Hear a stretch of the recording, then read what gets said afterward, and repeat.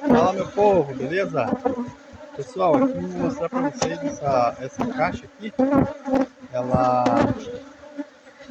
olha aqui, ó, faz 4 anos já que eu tô tirando o mel dela. Então ela tá numa lata de tinta. Eu peguei essa abelha faz 4 anos. Ela tava nessa lata aqui.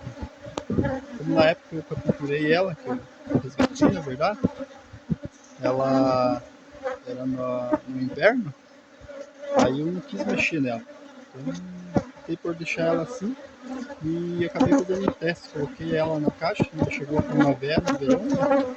Aí eu não quis mexer nela para fazer um teste, com medo de perder, de mexer ela, tirar ela da lata e acabar perdendo. Então eu coloquei três quadros de cria em volta delas.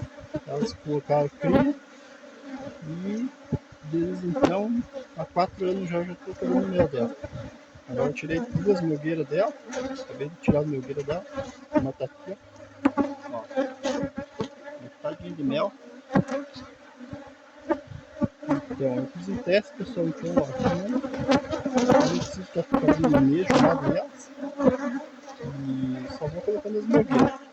E vamos ver se vocês tiverem alguma abelha, alguma parecida com essa que tiver na lata. Faça uma experiência, coloque 3 quadros dentro de uma caixa padrão, a lata cabe bem certinho. E eu garanto que vocês vão reproduzir mel. Beleza, pessoal? Até mais!